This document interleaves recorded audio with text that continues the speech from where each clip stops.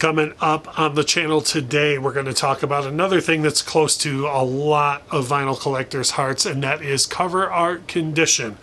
Going to talk a little bit about my opinion on it, show you some examples, have all the debate coming right up.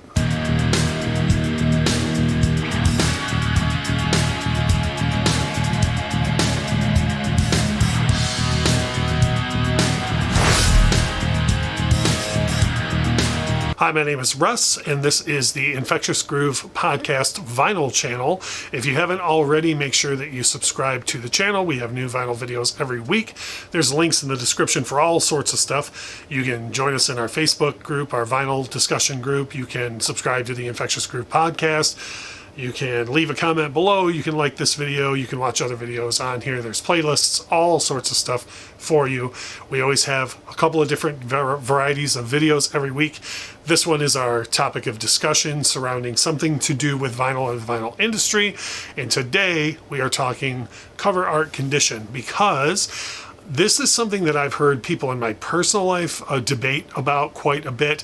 I've kind of wrestled with it over time. I used to be the type of person that would just pass on records immediately if the cover art wasn't in perfect condition. I see people all the time on vinyl groups, on Facebook and on forums saying, oh, I passed on that because of the cover condition.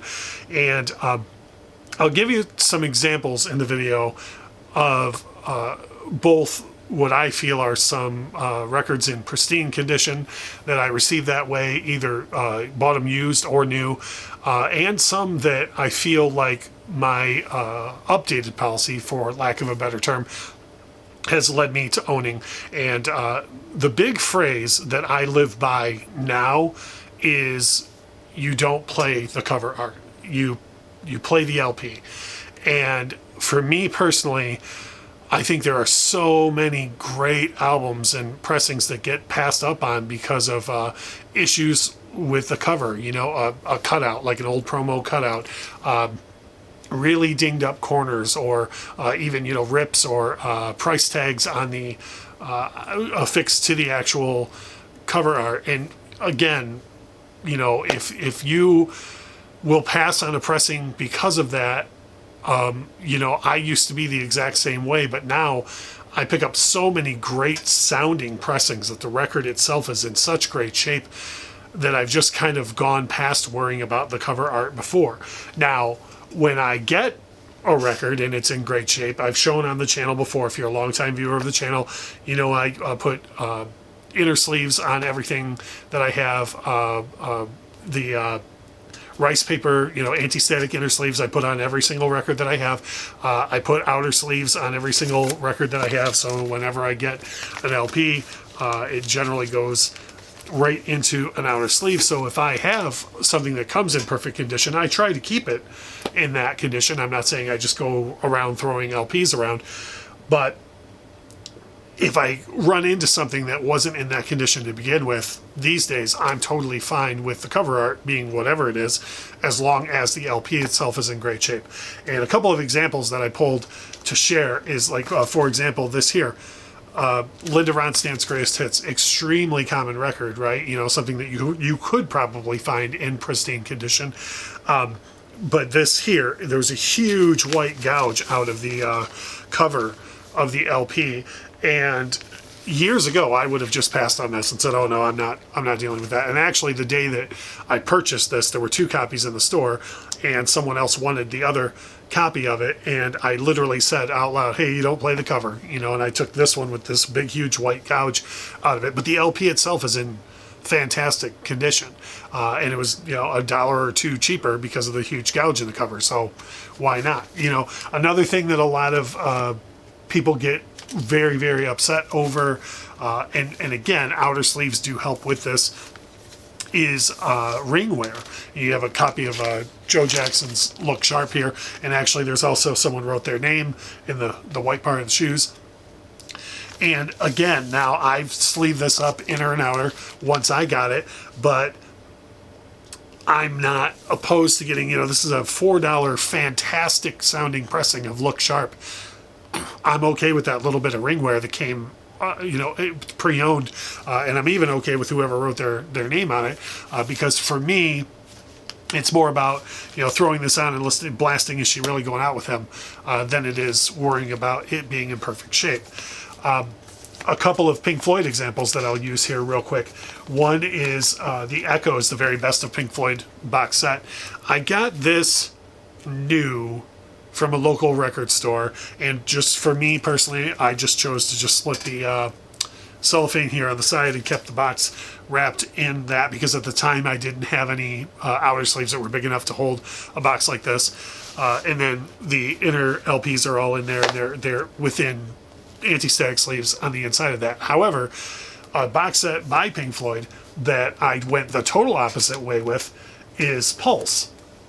Now this here, you'll see I have all 4 LPs of Pulse, but they're all in inner sleeves, but the outer box is missing.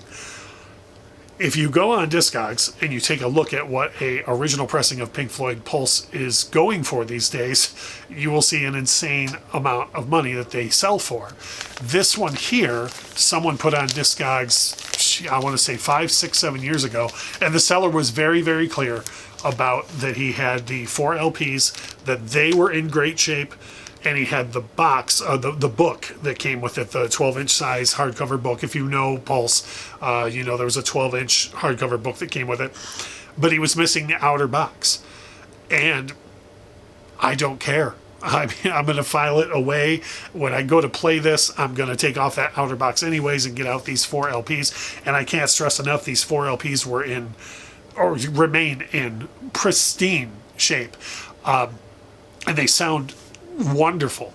And at the time I paid just over $100 for this, for all 4 LPs and the hardcover book.